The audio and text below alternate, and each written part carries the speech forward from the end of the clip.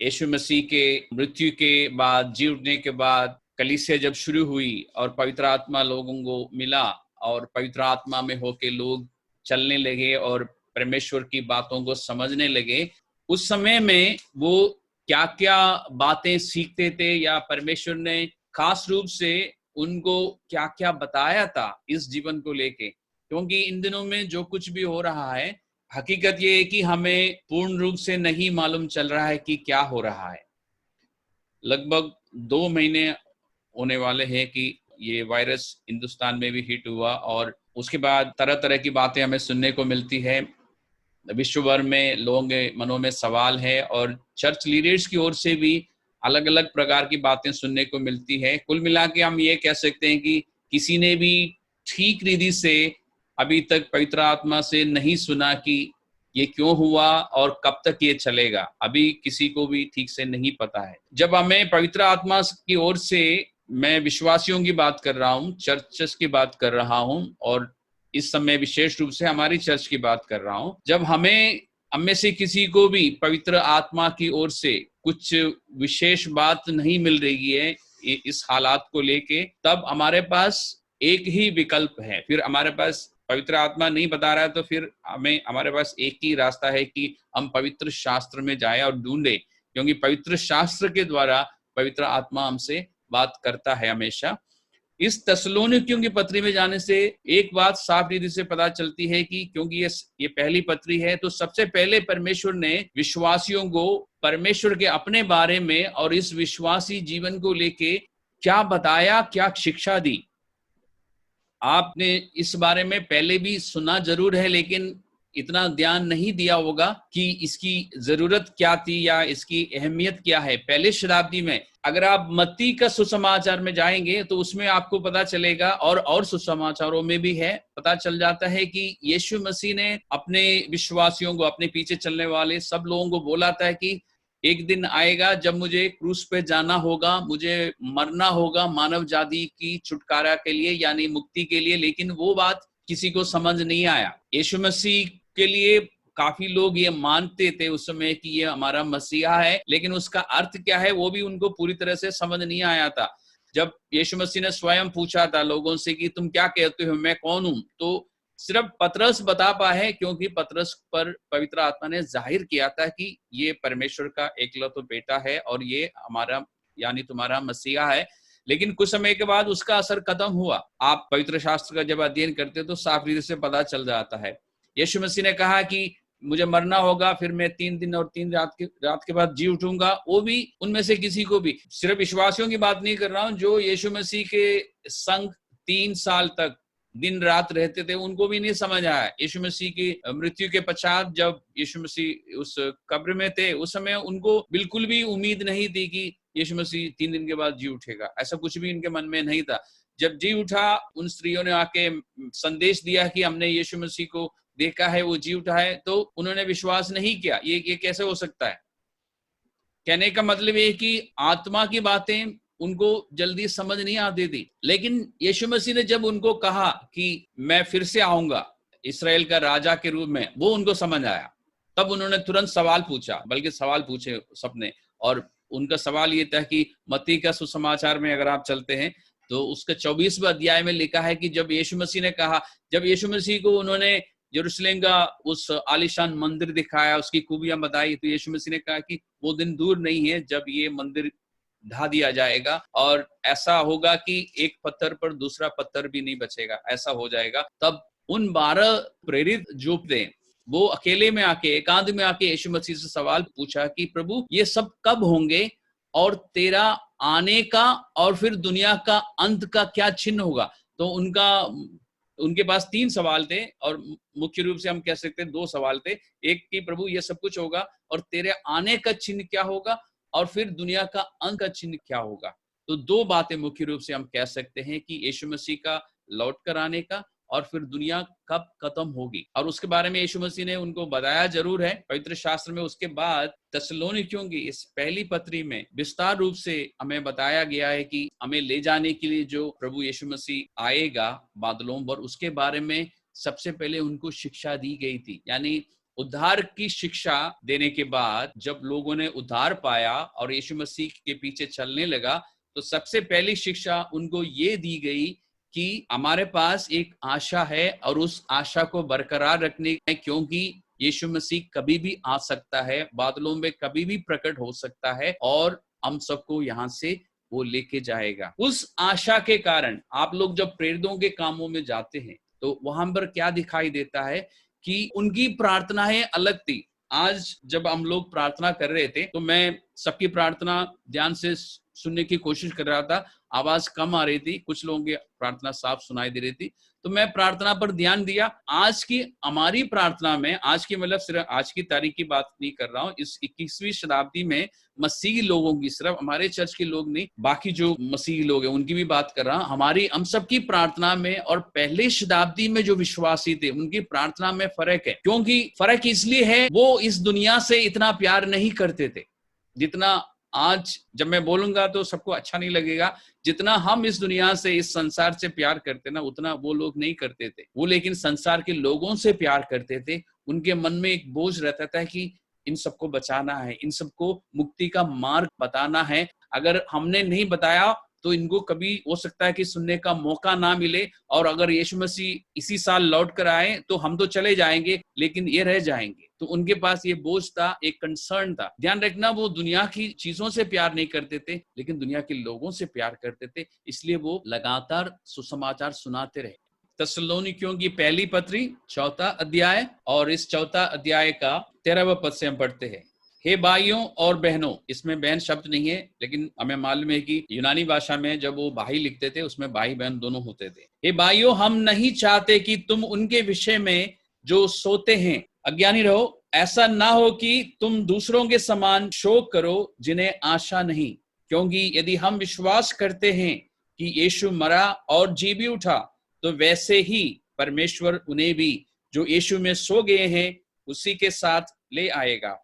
क्योंकि हम प्रभु के वचन के अनुसार तुमसे ये कहते हैं कि हम जो जीवित है और प्रभु के आने तक बचे रहेंगे, सोए हुओं से कभी आगे ना बढ़ेंगे। क्योंकि प्रभु आप ही स्वर्ग से उतरेगा, उस समय ललकार और प्रधान दूत का शब्द सुनाई देगा और परमेश्वर की तुरही फूकी जाएगी, और जो मसीह में मरे हैं वे पहले जी उठेंगे। तब हम जो जीवित और बचे रहेंगे उनके साथ बादलों पर उठा लिया जाएंगे कि हवा में प्रभु से मिले, और इस रीति से हम सदा प्रभु के साथ रहेंगे।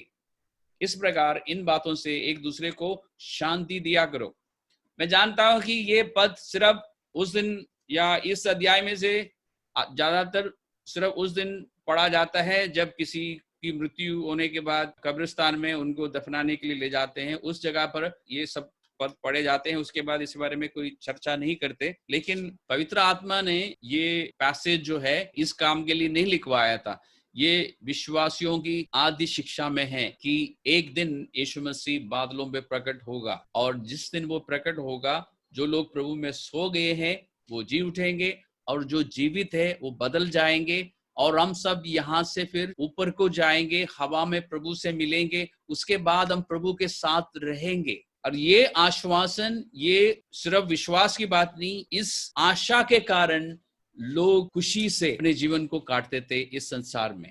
ऐसा नहीं कि पहले शताब्दी के लोगों के पास या दूसरी और तीसरी शताब्दियों में जो विश्वासी थे उनके पास हमेशा खुशी का कारण थे। उनको भी बहुत कुछ परिस्थितियों में से निकलना पड़ता था, लेकिन उनके जीवन में और हमारे जीवन में ये फर्क है कि वो उदास नहीं रहते थे, वो डिप्रेशन में नहीं आते थे, क्योंकि वो इस जीवन से भी ज्यादा आने वाले जीवन को प्यार करते थे। इसलिए वो हर परिस्थिति में आनंदित रहते थे, हर परिस्थिति का सामना कर सकते थे।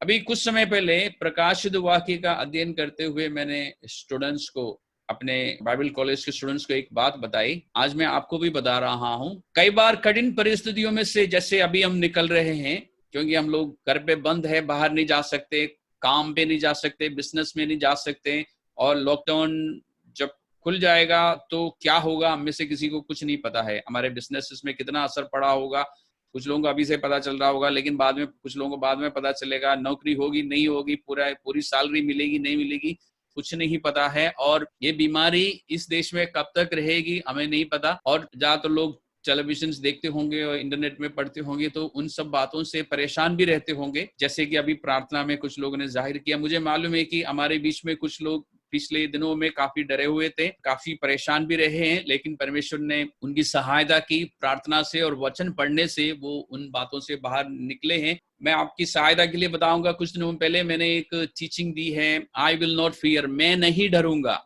भजन संहिता 23 में से है, वो यूट्यूब में है, फेसबुक में हमने पोस्ट किया है। अगर आपने अभी तक नहीं सुना तो सुनिए, तो आपको सीक्रेट्स पता चलेगा कि ना डरने के लिए आपको क्या करना होगा, क्योंकि इस परिस्थिति में डरना स्वाभाविक है, नेचुरल है। हम किसी को सिर्फ ये कहेंगे कि आप डरो मत, तो उनका सवाल मन में ये होता है कि कैसे नहीं डरेंगे।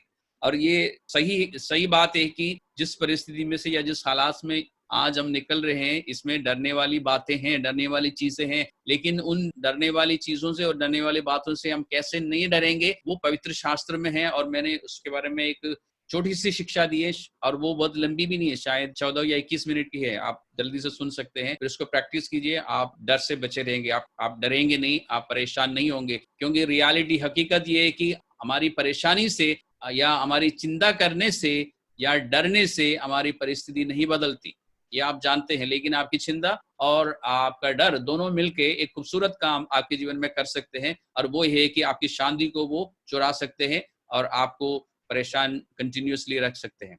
इसलिए आप उस टीचिंग को सुनिए। अभी मैंने बाइबल कॉलेज स्टूडेंट्स को ये बताया था कि परमेश्वर चाहते तो शैतान को पहली शताब्दी में इस तरह से बांध सकता था कि वो विश्वासी को बिल्कुल तंग ना करता। क्योंकि हम दुख और परेशानियों में से निकलते हैं तो हम खूब प्रार्थना करते हैं, और हम सोचते हैं ना कि ये हमें इन परिस्थितियों में से क्यों निकलना पड़ रहा है। और हम अभी सिर्फ इस वायरस की, इस कोरोना वायरस की बात को लेकर नहीं बता रहा हूँ, आमतौर पर भी जब हम परेशानियों में से निकलते हैं, जो कि हर विश्वासी के जीवन में आती है, और हम कठिन समय से जब निकलते हैं, मन में सवाल आता ना कि इस शैतान को परमेश्वर परमानेंटली हमेशा के लिए क्यों नहीं बांधता एक बार। अगर ऐसा होता तो परमेश्वर पहले शताब्दी में बांध दिया होता, ताकि हम यीशु मसीह के पीछे चलने वाले लोग सब खुशी से रहें, मजे में रहें, और किसी भी प्रकार की तकलीफ या दुख ना हो। लेकिन प्रभु ने ऐसा नहीं किया। इसका मतलब प्रभु ने अगर ऐसा नहीं किया तो उसके पीछे कुछ कारण है। प्रभु चाहता है कि हम इन समस्याओं का सामना करें। प्रभु की इच्छा नहीं कि हम हमारे जीवन में जो प्रॉब्लम्स आती है उसको बाईपास करें या उससे बच के जाएं। प्रभु चाहता है कि हम उसमें से निकले। प्रभु क्या कहता है कि जब तू नदी में से होके निकलेगा, तू जल में से होके निकलेगा, तो वो पानी जो है तुम्हें डुबा नहीं सकेगा, या तू आग में से होकर जब निकलेगा वो आग जो है तुम्हें जला नहीं सकेगा। प्रभु ने ये नहीं कहा कि जब तुम्हारे सामने आग हो तो मैं तुम्हें ऐसा खींच लूंगा कि तुझे आग में से निकलने की जरूरत नहीं होगी। या प्रभु ने नहीं कहा कि जब पानी आएगा या प्रलय आएगी तो मैं तुम्हें ऐसा बचा लूंगा कि प्रभु ने ये नहीं कहा कि वो पानी को मैं हटा दूंगा। प्रभु ने कहा कि पानी तुम्हें डुबा नहीं सकेगा, नदी तुम्हें डुबा नहीं सकेगी, क्योंकि मैं तेरे साथ चलूंगा। तो हमें हमारे जीवन में पर्सनली, व्यक्तिगत तौर पर भी, और पूरे चर्च को भी और पूरे देश को भी कई परिस्थितियों में से निकलना जरूरी है। लेकिन क्या चीज हमारी सहायता कर सकती है ऐसे समयों में? वो है हमारी आशा कि एक दिन प्रभु हमें ले जाने के लिए बादलों पर प्रकट होगा। और ये वायदा प्रभु ने 2000 साल से भी ज्यादा हो गया, 2020 साल हो गए दिया था, और अभी तक प्रभु लौटकर नहीं आया, यानी बादलों में प्रकट नहीं हुआ। उस आशा के कारण पहली और दूसरी और तीसरी शताब्दियों में लोग प्रभु के पीछे चलते रहे, आनंद के साथ रहे, और प्रभु के लिए वो मरने के लिए भी तैयार रहे। उनको मृत्यु का डर नहीं था। खास बात जो मैं आपको कहने जा रहा हूं वो ये है कि ज्यादा से ज्यादा क्या हो सकता है हमारे साथ इस संसार में रहते हुए। अगर आपको कोरोना ने हिट भी किया या कोरोना वायरस पॉजिटिव निकला, तो ज्यादा से ज्यादा सबसे खराब क्या हो सकता है आपके साथ? आप मर जाएंगे, इससे ज्यादा तो कुछ नहीं हो सकता ना। खैर, आप में से कोई नहीं मरेगा, किसी को भी अभी फिलहाल कोरोना वायरस पकड़ने वाला नहीं है। लेकिन मैं आपको एक बात बता रहा हूँ कि अगर ऐसा हो भी जाता है तो सबसे खराब बात क्या हो सकती है हमारे जीवन में? कि हम सारे के सारे मर जाएंगे, इससे ज्यादा तो कुछ नहीं होगा ना। उस जमाने के विश्वासियों में ये बात अच्छी तरह बैठ चुकी थी कि सबसे खराब बात हमारे साथ ये हो सकती है कि हम मर जाए। और उनको मालूम था कि जब हम मर जाएंगे तो हमारे लिए, जिस दिन हमारी मृत्यु होती ना, उस दिन हमारे लिए प्रभु का बादलों में प्रकट होने का बराबर है, क्योंकि उसके बाद हम इस संसार में नहीं है। उसके बाद प्रभु के उस बादल होने का समय तक हम स्वर्गीय स्थानों में रहेंगे, और हमारे लिए मजा है, क्योंकि हम सिर्फ इंतजार कर रहे हैं उस समय के लिए। और हम इसलिए हमें कोई फर्क नहीं पड़ेगा। उन विश्वासियों को ये बात अच्छी तरह से मालूम थी कि चाहे प्रभु हमारे जीते जी आए या हमारे मरने के बाद आए, अगर हमारे मरने के बाद आए तो प्रभु जब आएगा तो हमें एक नया शरीर मिलेगा और हम फिर प्रभु से मिलेंगे। अगर हम जीवित है तो हम बदल जाएंगे, प्रभु से मिलेंगे। इसलिए यहाँ का जीवन बहुत थोड़ा है, इसलिए हम ज्यादा परेशान नहीं रहेंगे। हम परेशानियों का सामना करेंगे, हालातों का सामना करेंगे, उसमें से निकलेंगे और हम इस विश्वास के साथ निकलेंगे, क्योंकि प्रभु ने कहा कि मैं तुम्हें कभी नहीं छोड़ूंगा और मैं तुम्हें कभी नहीं त्यागूंगा। इसलिए उस आनंद के साथ हम रह सकेंगे कि प्रभु हमारे साथ है। हम डरेंगे नहीं, हम चिंता नहीं करेंगे, हम बातों का सामना करेंगे, परिस्थिति का हम सामना करेंगे और फिर देखेंगे प्रभु हमें कैसे बचाता है। अगर प्रभु की इच्छा है कि हमें लंबे समय तक इसमें से निकलना है तो हम निकलने के लिए तैयार है। अगर प्रभु की इच्छा है कि 2 दिन के बाद वो हमें बाहर निकालेगा तो ठीक है, हमें मंजूर है, क्योंकि हमें मालूम है कि ये जिंदगी यहाँ पे जो है बहुत छोटी सी जिंदगी है। अनंत जीवन में हमें जाना है एक दिन, और उस अनंत जीवन में हम क्या होंगे और कैसे होंगे वो इस बात पर निर्भर है कि यहाँ पर हम कैसे अपनी जिंदगी को गुजारते हैं। और ये सारी बातें जो मैं आपको बता रहा हूँ कई बार मैं चर्च में सिखा भी चुका हूँ। उन दिनों में जब हम सीख रहे थे हमने इन बातों पर इतना ज्यादा ध्यान नहीं दिया होगा कि ये सब बातें हम क्यों सीख रहे हैं, लेकिन अब ये सारी बातें आपके काम में आएगी। अगर हमारे पास ये आशा है कि प्रभु कभी भी लौट कर आ सकता है और हमें मालूम नहीं कि कब आएगा, प्रभु ने कोई तारीख नहीं दी है और कोई समय नहीं दिया है, इसलिए हम इस उम्मीद से कि हो सकता है कि आज ही प्रभु लौट कर आए, और हो सकता है कि 1 साल के बाद आए, हो सकता है 10 साल बाद आए, हमें नहीं पता। लेकिन प्रभु का आना कभी भी हो सकता है। हमें ये बताया गया है कि इस उम्मीद के साथ जियो कि मैं कभी भी आऊंगा, और जब प्रभु आएगा तो हम अगर जीवित है तो बदल जाएंगे और फिर प्रभु से मिलने के लिए हम बादलों पर ऊपर जाएंगे। और फिर हमें ये प्रभु ने कहा है कि ये बात एक दूसरे को याद दिलाया करो, और इसमें 17वें पद में लिखा है इसके आखिरी हिस्से में, और इस रीति से हम सदा, और आपके बाइबल अगर खुली है तो इस सदा शब्द के नीचे एक लकीर खींच लेना, गोला बना लेना। आप कुछ दिनों के लिए नहीं, कुछ सालों के लिए नहीं, 120 साल नहीं, सदा के लिए प्रभु के साथ रहेंगे। इन बातों पे सोचिए, इन बातों पर अगर आप विचार करेंगे तो वैसे ही 50% प्रॉब्लम्स जो है आपके जीवन से हट जाएगी। और इसके बाद 18 पद में लिखा है कि इस प्रकार इन बातों से एक दूसरे को शांति दिया करो। प्रभु ने ये नहीं कहा कि जब किसी की मृत्यु होती है और जब तुम कब्रिस्तान में जाते हो इन बातों की चर्चा किया करो, नहीं, ये आदि शिक्षा है, यानी शुरुआत की शिक्षा है विश्वासियों के लिए। और उसी समय से विश्वासियों को कहा है कि ये इन सब बातों की चर्चा किया करो, यानी प्रभु के किस्मी बादलों में प्रकट होने के विषय में और फिर हमारा बदल जाने के विषय में। जो लोग प्रभु में सो गए हैं, आपने शायद ध्यान दिया होगा, ये नहीं लिखा है कि जो लोग यीशु मसीह में विश्वास करने के बाद मर गए हैं, लिखा है कि सो गए हैं। सोने का मतलब ये कि हम सब सोने के बाद उठते ना, अगले दिन सुबह, रात को सोने के बाद दिन में उठ जाते हैं। सोना शब्द इसलिए इस्तेमाल किया गया है क्योंकि ये कुछ समय के लिए है, हम सब जी उठेंगे। इसके बाद मैंने आपको बताया था कि चेलों के मुख्य रूप से 2 सवाल थे, यीशु मसीह का लौट के आना कब होगा और दुनिया का अंत कब होगा। ये दोनों एक साथ नहीं होगा। अब पहले तो हमारा यहाँ से जाना होगा, फिर कुछ समय बीतेंगे, उसके बाद दुनिया खत्म होगी। लेकिन फिलहाल हमें यहाँ तक सोचना काफी है कि प्रभु हमें ले जाने के लिए आएगा और हम चले जाएंगे। हो सकता है कि हमारे 2020 में हो सकता है 10 साल बाद हो, कोई फर्क नहीं पड़ता। जो समय हमें यहाँ भी दिया गया है उस समय में, जैसे पौलुस कहता है कि प्रभु में आनंदित रहो। हम प्रभु की बातों पर विचार करेंगे, प्रभु की बातों पर जो कि पवित्र शास्त्र में है चर्चा करेंगे, और हमारी प्रार्थनाओं में हम कोशिश करेंगे कि पवित्र आत्मा की बातें हमें समझ आए। पवित्र आत्मा, ध्यान रखिए, इन दिनों पिछले हम लोग शायद 50 दिन तक हम लगातार प्रार्थना कर रहे थे, और जो लोग उस प्रार्थना में शामिल थे, आपको मालूम है कि आप में से कुछ लोगों को प्रभु ने, पवित्र आत्मा ने बताया कि किस तरह की प्रार्थना करनी है या किन जगहों के लिए, देशों के लिए प्रार्थना करनी है। कुछ लोगों को लोगों के विषय में बताया कि इन लोगों के लिए प्रार्थना करना है, इन लीडर्स के लिए प्रार्थना करना है, प्रभु ने बताया। उसके साथ साथ कुछ लोगों को प्रभु ने उनके अपने बारे में बताया, उनके अपने जीवन को लेके बताया। जैसे आज प्रार्थना में एक जन बोल रहे थे, प्रभु ने दिखाया उनके अपने जीवन को लेके की, और ये एक के साथ नहीं कईयों के साथ हुआ कि कहाँ उनको सुधरने की जरूरत है, कहाँ पर उनको चेंजेस लाने की, बदलाव लाने की जरूरत है, कहाँ पर उनको एडजस्ट करने की जरूरत है परमेश्वर के वचन के साथ, यानी परमेश्वर के वचन के साथ उनके अपने विचार को मिला के चलने की जरूरत है। तो ये सब अच्छी बात है कि प्रभु ऐसा कर रहा है हमारे साथ। और क्यों कर पा रहा है प्रभु? क्योंकि अब हमारे पास समय है प्रभु के लिए। पहले हम बहुत बिजी थे लॉकडाउन से पहले, अब लॉकडाउन हो गया तो प्रभु यीशु उम्मीद से, ये तो मैं कह रहा हूँ, प्रभु ने ऐसा नहीं कहा, मैं कह रहा हूँ कि प्रभु यीशु उम्मीद के साथ बैठा है कि अब लोगों के पास, मेरे बच्चों के पास समय है मेरे पास आने के लिए और मुझसे बात करने के लिए, क्योंकि बाहर तो जा नहीं सकते। तो जैसे आपको सोशल मीडिया में दिखने को मिलता है ना, सोशल डिस्टेंसिंग जो है, वो सोशल डिस्टेंसिंग लोगों से रखिए, लेकिन प्रभु के साथ बिल्कुल भी मत रखिए। ये प्रभु के नजदीक आने का समय है, इसका फायदा उठाइए। और आप लोग जो प्रार्थना करते हो, प्रार्थना करते समय बाइबल पास रखिए, क्योंकि बहुत ही मुमकिन है कि पवित्र आत्मा आपसे पवित्र शास्त्र के द्वारा बात करे, पवित्र शास्त्र में से बहुत कुछ दिखाए, फिर आपको समझ दे।